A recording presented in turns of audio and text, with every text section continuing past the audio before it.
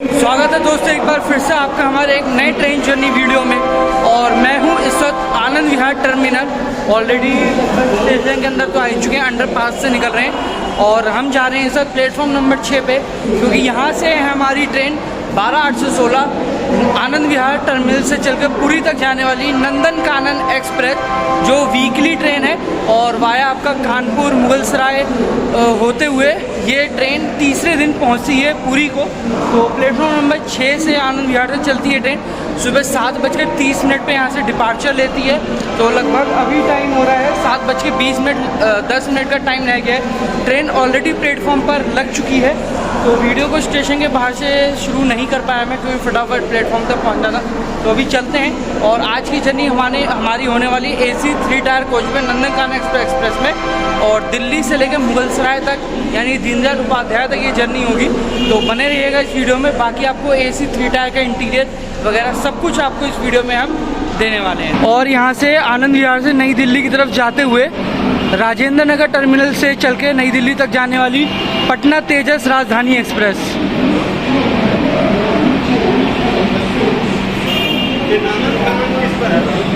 तो यहाँ आप देख सकते हैं प्लेटफॉर्म नंबर 6 पे अपनी नंदन कानन एक्सप्रेस ऑलरेडी लगी हुई है। तो यहाँ हमारा AC 3 tyre coach number B4 बिल्कुल मतलब ट्रेन के लास्ट में ही है, जनरेटर कार।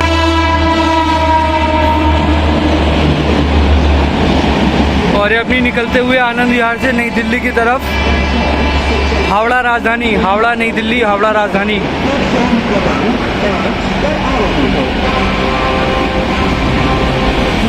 तो लगभग 7:30 का डिपार्चर टाइम था ट्रेन का और 7:30 हो गया और ट्रेन अब यहाँ से आनंद विहार से आगे पुरी के लिए चलने के लिए तैयार है।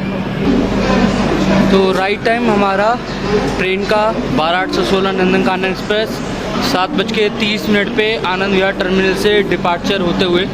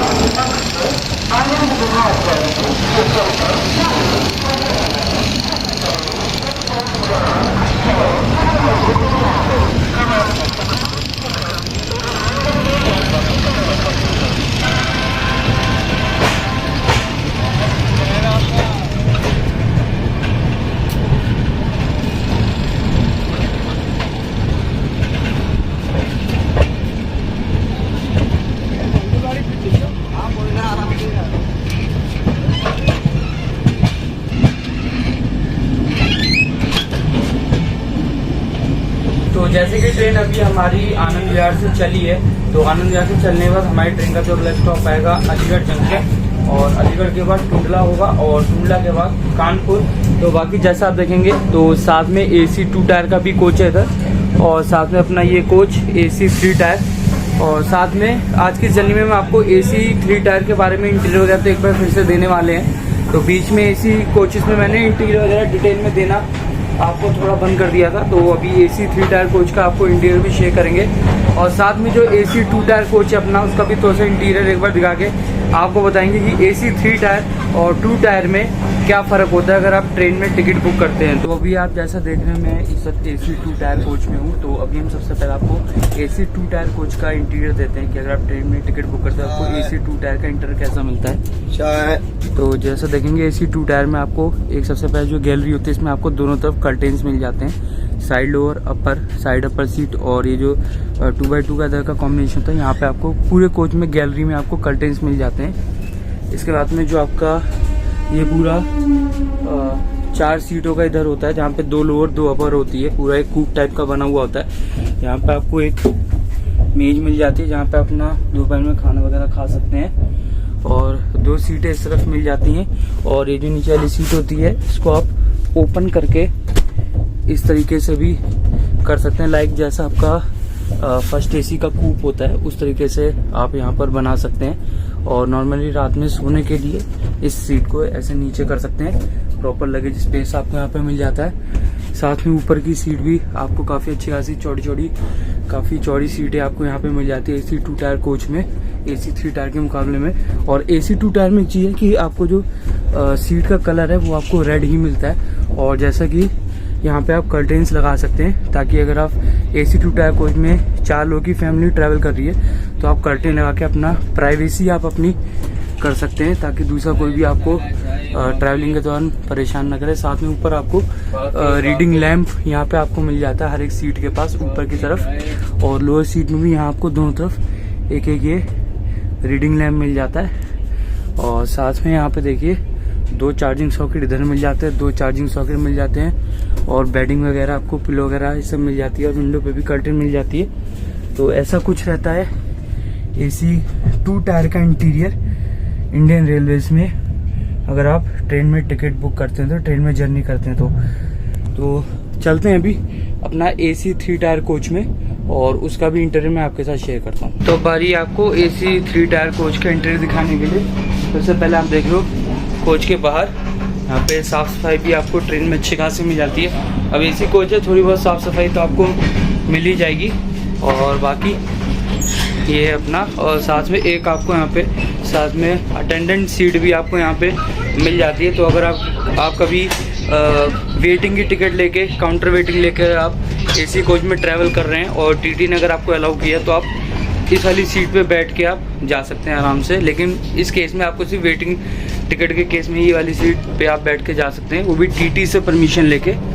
और बाकी एक बार मैं आपको कोच का इंटीरियर दिखा देता हूँ। तो जैसा कि हमारा AC 3 टायर का कोच का इंटीरियर है, तो यहाँ पे आपको AC 2 टायर के मुकाबले कर्टेन्स वगैरह तो आपको यहाँ पे गैलरी में नहीं मिलते हैं। और बाकी यहाँ पे ये वाली सीट है मेरी, और AC 3 टायर कोच में यहाँ पे आपको गैलरी में जैसे कोई भी कर्टेन्स वगैरह नहीं मिलते, सिर्फ विंडो पे आपको कर्टेन्स वगैरह मिलते हैं। साथ में बेडिंग वगैरह आपको यहाँ पे मिल जाती है, और एक एक चार्जिंग सॉकेट यहाँ पे मिल जाता है। नॉर्मल जैसे 2 टायर में आपको 2-2 चार्जिंग सॉकेट मिलते हैं हर एक तरफ, बट यहाँ आपको 2-2 चार्जिंग सॉकेट ही मिलते हैं। मतलब टोटल 3 बढ़ते हैं दोनों तरफ, लेकिन आपको सिर्फ 2 चार्जिंग सॉकेट यहाँ पर मिलेंगे। बेडिंग वगैरह, पिलो वगैरह सब कुछ आपको यहाँ पर मिल जाएगा। वैसे ये कि आपको AC 3 टायर कोच में काफ़ी साफ़ सफाई वगैरह यहाँ पे आपको मिल जाती है। तो यहाँ पे हमारी ये अपर बर्थ है, और साथ में यहाँ पे आपको बॉटल होल्डर वगैरह ये सब कुछ भी यहाँ पे आपको मिल जाता है। तो यहाँ हमारी ट्रेन क्रॉस कर रही है गाजियाबाद जंक्शन को, और हमारे साथ वाले प्लेटफॉर्म निकलते हुए लाड़गढ़ डिब्रूगढ़ अवध असम एक्सप्रेस जो आया मुरादाबाद लखनऊ होते हुए डिब्रूगढ़ के लिए जाती है। और यहाँ मेन लाइन से हमारी ट्रेन गाजियाबाद स्किप करते हुए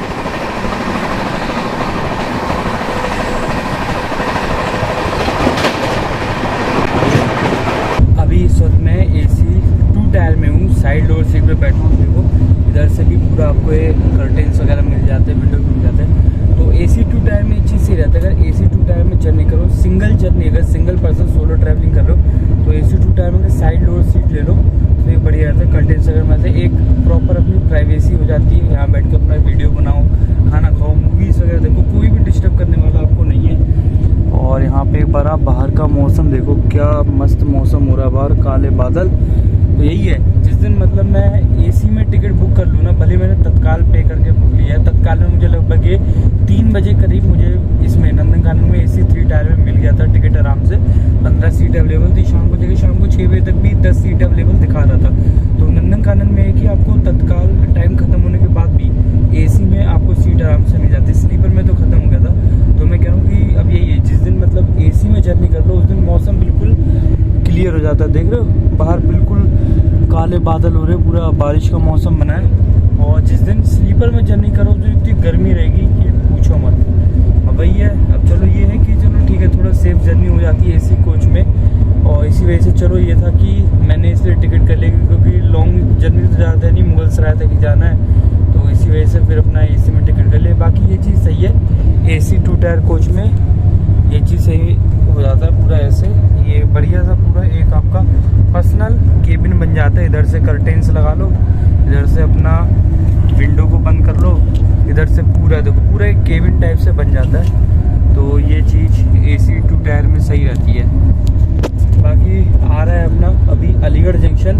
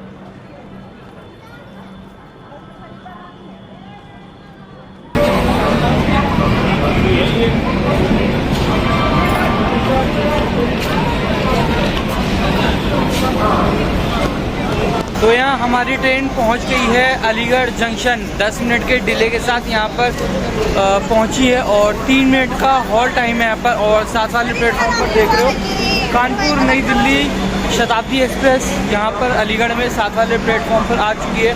और वेदर आज का बहुत क्लियर है, जैसा भी कुछ देर पहले मैं बता रहा था। तो आज पूरा मतलब बारिश का वेदर, पूरा बारिश का मौसम बना हुआ है, काले काले बादल है, ठंडा मौसम है पूरा। तो वही था कि स्लीपर में जर्नी कर ली होती, स्लीपर में टिकट कर लेता तो भी सही रहता। लेकिन चलो ये था कि जब तक मैंने टिकट की तब तक स्लीपर में ख़त्म हो गया था, लेकिन AC में टिकट अवेलेबल थी तो इस वजह से मैंने AC में टिकट किया। और बाकी यहाँ पे कानपुर शताब्दी के लिए भी पैसेंजर्स की आप भीड़ देख सकते हैं। अलीगढ़ से बोर्डिंग देखिए, तो अलीगढ़ के बाद यहाँ से चलेगी इस बार गाज़ियाबाद रुकेगी और गाज़ियाबाद के बाद नई दिल्ली। और हमारी ट्रेन यहाँ अलीगढ़ से चलेगी आगे और अगला स्टेशन जो है टुंडला जंक्शन और उसके बाद अपना कानपुर सेंट्रल आएगा। तो चलते हैं ट्रेन के अंदर। अंतर्राष्ट्रीय योग दिवस का यहाँ पे प्रमोशन आपको मिल जाएगा, एडवर्टीजमेंट यहाँ पे कानपुर शताब्दी के कोचेस पर।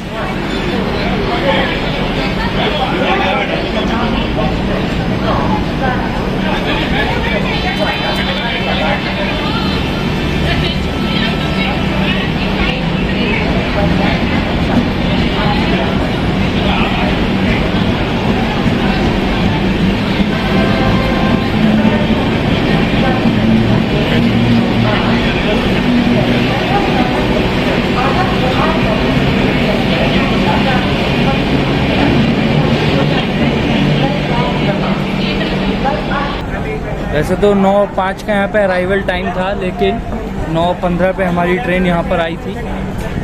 और अब अलीगढ़ जंक्शन से हमारी ट्रेन डिपार्चर लेते हुए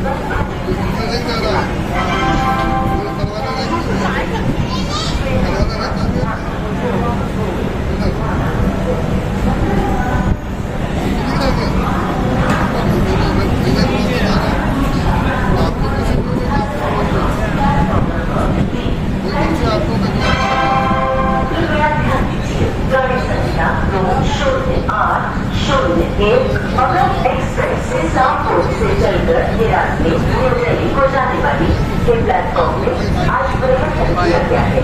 ये गाड़ियाँ प्लेटफॉर्म क्रमांक 5 के बजाय प्लेटफॉर्म क्रमांक 16 पर आएगी। धन्यवाद।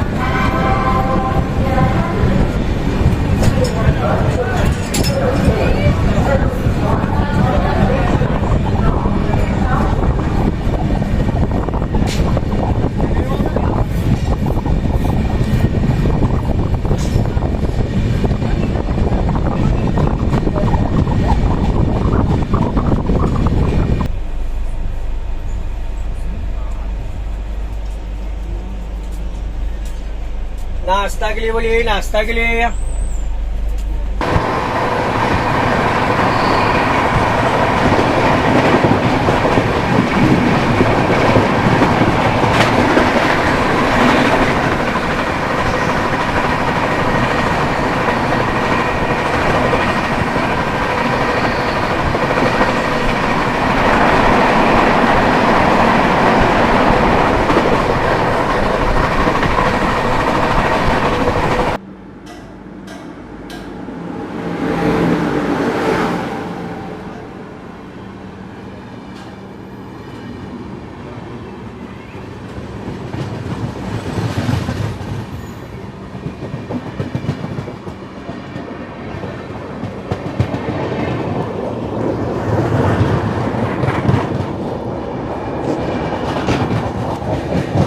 Crossing with Nandan Kanan express, Puri Anand Vihar terminal Nandan Kanan express.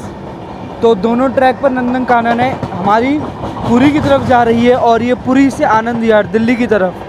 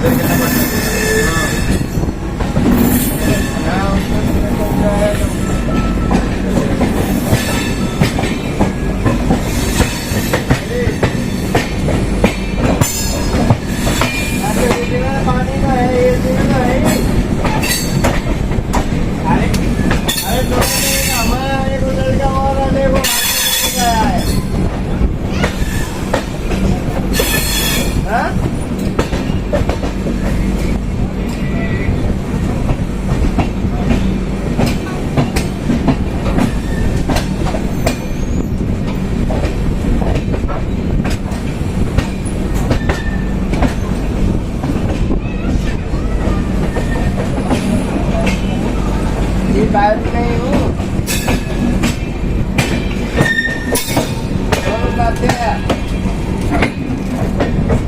आइए आइए।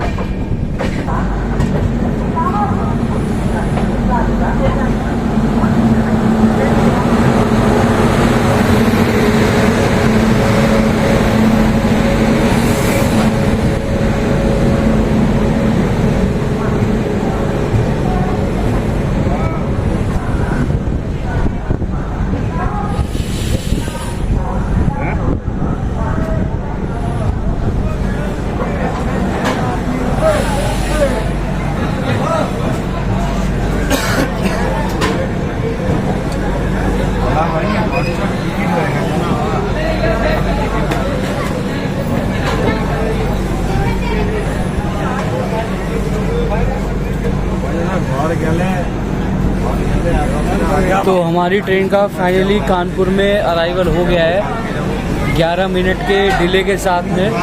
और साथ में प्लेटफॉर्म पर खड़ी हैं Kanpur central Kolkata by weekly superfast special. और यहाँ कानपुर में दोपहर में भीड़ दे सकते हैं आप। कई बार कानपुर पर अराइवल के लिए आप लोग बोलते हैं हर बार कि आपने कानपुर नहीं दिखाया, तो इस बार फिर से एक बार कानपुर सेंट्रल आप लोग के अराइवल दिखाते हुए मैं। ट्रेन का हमारे कानपुर में 1:15 का अराइवल था और 5 मिनट का हॉल्ट टाइम है। 1:20 पे ट्रेन यहाँ से चलती है, लेकिन जैसे बताया मैंने 11 मिनट के डिले के साथ यहाँ पर आई है। और अराइवल में तो आपने देख लिया कानपुर में भीड़ कितनी थी पीछे जनरल पैसेंजर्स की। तो पूरी साइड में जितनी भी ट्रेन चलती है, मेन आपकी जो ये गया कोडरमा पारसनाथ वाले रूट पे जितनी ट्रेनें चलती हैं काफ़ी भीड़ रहती है इन ट्रेनों की। तो अगर कभी टिकट ना मिले तो आप तत्काल ट्राई कर सकते हैं या करंट अवेलेबिलिटी ट्राई कर सकते हैं। गर्मी के मौसम में तो मैं आपको सजेस्ट नहीं करूँगा कि आप जनरल में ट्रैवल करो, क्योंकि जनरल में इन ट्रेनों में भीड़ दिल्ली से ही पूरी पैक हो जाती है। तो आपको क्या ही जगह मिलेगी बीच आते में इलाहाबाद से या कानपुर से या मुगलसराय से। और बाकी दोपहर में खाने पीने की चीज़ें आपको कानपुर में मिल जाती है। लोकल वेंडर्स भी यहाँ पे आपको चाय समोसा पकौड़े वगैरह बेचते हुए मिल जाएंगे। और ऐसा है कि नंदनकानन में पेंट्री कार भी अवेलेबल है। IRCTC के थ्रू इसमें सारा फूड आपको मिलता है। तो जो भी चार्जेस होते हैं नॉर्मल चार्जेस जो आपके IRCTC के फूड के होते हैं वो लिए जाते हैं। पानी आपको 15 रुपये लीटर ही आपको रेल नीर की बोतल मिलेगी, कोई भी 20-25 रुपये चार्ज नहीं किया जाएगा। खाने का ऐसा है कि वेज थाली 80 रुपये से शुरू होती है और डिपेंड करता है कि आप पनीर वाली लेते हैं कौन सी लेते हैं। तो स्टार्टिंग वेज थाली की 80 रुपये से होती है। तो मैंने तो फूड दोपहर का इसलिए लिया क्योंकि मैं सुबह घर से ही खाना बनवा के ले आया था। तो पूरी सब्जी मैं घर से ले आया था, अपना दोपहर में खाएंगे कानपुर चलने के बाद। और बाकी ई कैटरिंग अगर आपको चाहिए तो रेल नीर आपका रेल रेसिपी और फूड ट्रैक और रेल रेस्टोरेंट से आप यहाँ पर ई कैटरिंग भी आप अवेल करा सकते हैं। बाकी खाना भी अगर आपको कानपुर में चाहिए तो खाना भी आपको कानपुर में ही यहाँ पे मिल जाएगा। बाकी समोसे वगैरह कुछ चाहिए तो कानपुर में समोसे वगैरह भी आपको मिल जाएंगे, समोसे वगैरह भी आप ले सकते हैं। और अगर स्नैक्स या चिप्स वगैरह कुछ चाहिए आपको, नमकीन चिप्स, तो वो आपको यहाँ से मिल जाएगा। रेल नीर की बल्क में गर्मी के मौसम में पानी बोतल रह सकते हैं तो यहाँ से पूरी आपको ये पेटी मिल जाती है रेल नीर की इस तरीके से पैक वाली। ये आप ले सकते हैं। कोल्ड ड्रिंक्स वगैरह भी ये सब कुछ गर्मी के मौसम में क्योंकि ट्रेन में ट्रैवल कर रहे हैं तो ये सारी चीज़ें आप अच्छी मात्रा में आप यहाँ से ले सकते हैं। बाकी ये वाली घड़ी अगर आप देखेंगे तो आपको इंडियन रेलवे में किसी स्टेशन पर ही शायद देखने को मिले। बाकी कानपुर से भी ज़्यादा कोई बोर्डिंग तो ट्रेन में हुई नहीं है, बस अपने कोच में कुछ 3-4 पैसेंजर्स की ही बोर्डिंग यहाँ से कानपुर में हुई है। और जैसा कि अपनी यहाँ पर है तो कानपुर में एक पैसेंजर यहाँ से लोअर सीट से उतर गए तो अभी तक लोअर पे तो कोई भी बोर्डिंग यहाँ पे नहीं हुई है। और बाकी देख सकते हैं अपना कोच अभी तक अंदर से काफ़ी ठीक ठाक है, खाली कोच है अभी तक पूरा अपना। और AC भी अभी दोपहर में थोड़ा तेज़ किया गया है क्योंकि गर्मी वगैरह ज़्यादा हो रही है सब दोपहर में। तो ट्रेन का हमारे कानपुर से डिपार्चर हो चुका है।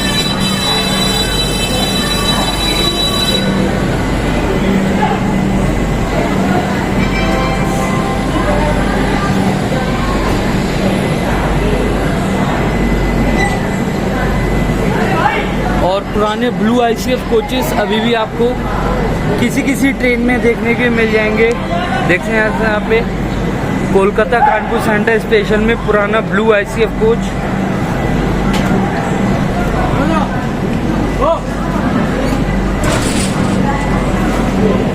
वो कानपुर से डिपार्चर होता हुआ हमारी नंदनकानन एक्सप्रेस का।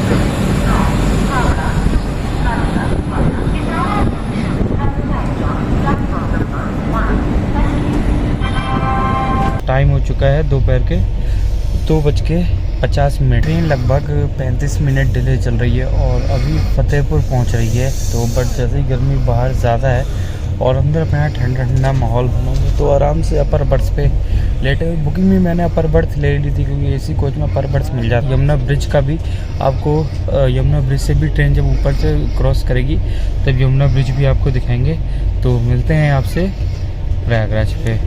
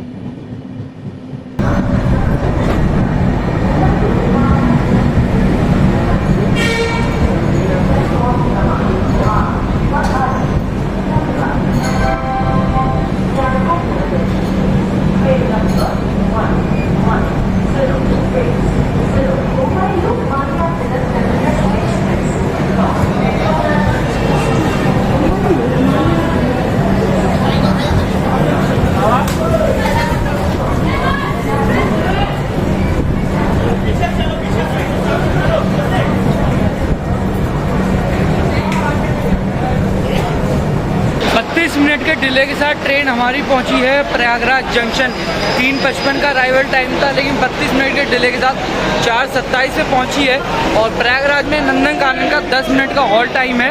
तो 10 मिनट बाद अब यहाँ से ये ट्रेन चलेगी और अगला जो स्टेशन आएगा वो होगा मिर्ज़ापुर और उसके बाद मुगलसराय जंक्शन, जहाँ हम डिपोर्ट हो जाएंगे। और ये ट्रेन मुगलसराय से फिर आगे गया कोडरमा होते हुए फिर आगे कल दोपहर में 2 बजे पहुँचेगी पुरी पे। सामने जो आप आरओबी देख रहे हो, ये एफओबी आरओबी जो प्लेटफॉर्म इंटरचेंज करने के बाद जहाँ पे सामने प्लेटफॉर्म नंबर 7, 8, 9, 10 के लिए यहाँ से जाके चेंज करते हैं। 4 से ये आरओबी है, इसको चढ़ के आप जाओगे तो वहाँ से आप 7, 8, 9, 10 पे आप वहाँ पे इंटरचेंज कर सकते हैं, जहाँ से आपका आगे बिहार साइड और वाराणसी जाने की गाड़ियाँ उसी तरफ से आपको मिलती हैं। और यहीं पे सामने ये स्टॉल है, यहाँ पर प्रदीप कुमार जैन का ये 2025 वेलकम टू द महाकुंभ। तो यहाँ पर आरओबी के साथ वाला जो ये स्टॉल है, मैं तो कह रहा हूँ यहीं से आप अपना दोपहर में शाम को खाने पीने की चीज़ें ले सकते हैं। आपको काफ़ी सारी चीज़ें ट्रेन जर्नी के दौरान खाने पीने के लिए यहीं से आपको बड़ी आसानी से मिल जाएगी।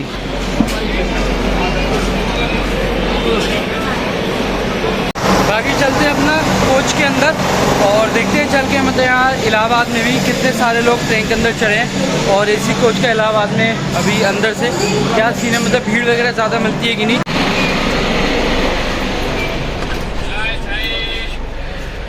ज़्यादा पैसेंजर्स यहाँ ट्रेन में बोर्डिंग नहीं हुए हैं, 2-3 ही बोर्डिंग हुई है यहाँ पर कोच में। और बाकी ज़्यादा भीड़ भी आपको यहाँ से प्रयागराज में कोच के अंदर वैसे नॉर्मली नहीं है, बस जो रिजर्वेशन वाले लोग हैं वही इस कोच के अंदर है। तो यहाँ हमारी ट्रेन का प्रयागराज से डिपार्चर हो गया है और साथ में प्लेटफॉर्म नंबर 5 पर आ गई है Anand Vihar Kamakhya north east express.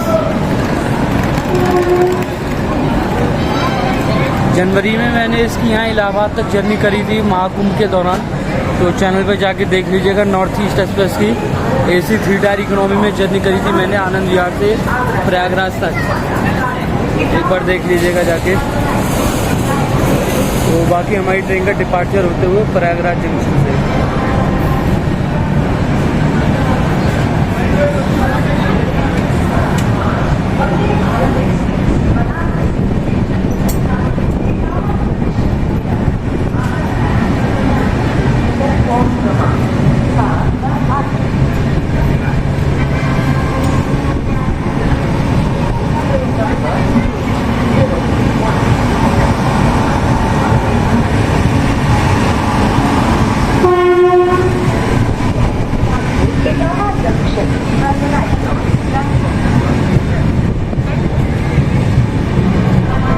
तो जी सामने वंदे भारत एक्सप्रेस भी खड़ी है। ये वाइट वाली देखते कहाँ से की है, बनारस आगरा कैंट वंदे भारत, जो आपकी वाराणसी नई दिल्ली वंदे भारत थी वाइट कलर की, उसको आगरा कैंट कर दिया है। और इसकी हमने इनॉग्रल जर्नी करी थी तब 8 कोच में सैफ्रॉन, जो सैफ्रॉन वंदे भारत ऑरेंज वाली थी तब थी ये। और अब ये 20 कोच की कर दी है आई थिंक, और ये वाइट वाली कर दी है। जो रैक पहले आपका नई दिल्ली बनारस वंदे भारत का था 16 कोच वाला, वही रैक कर दिया है इसका। और आगरा कैंट से चल के बनारस से चल के आगरा कैंट के लिए जा रही है।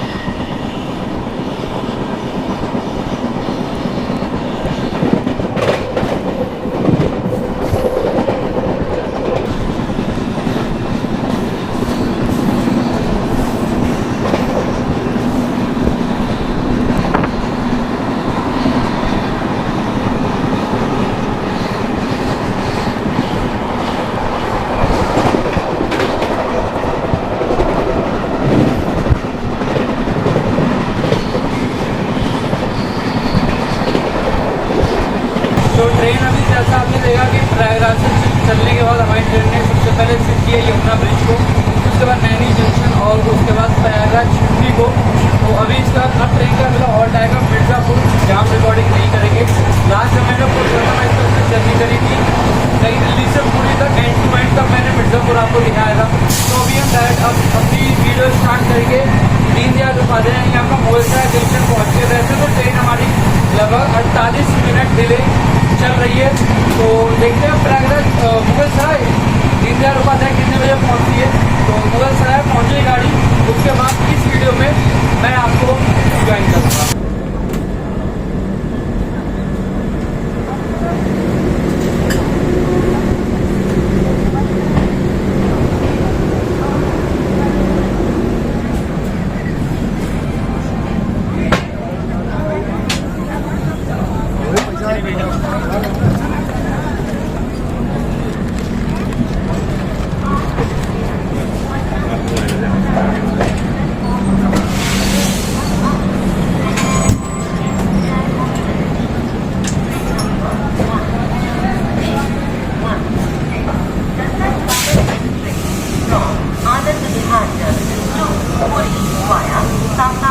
Gaya Modarma has arrived on platform number 2.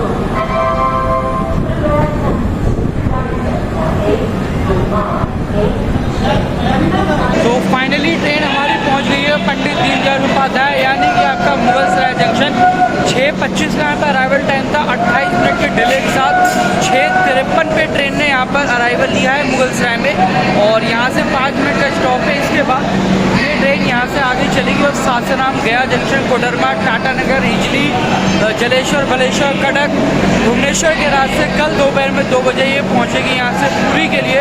और हम यहाँ से ट्रेन से डिपोर्ट हुए क्योंकि यहाँ तक हमारा रिजर्वेशन था, हमारी जर्नी यहीं तक की थी। तो ये वीडियो आपको कैसी लगी जर्नी की नंदनकानन एक्सप्रेस की आनंद विहार टर्मिनल से मुगलसराय की दीनदयाल उपाध्याय का, एक बार कमेंट में लिख के ज़रूर बताइएगा।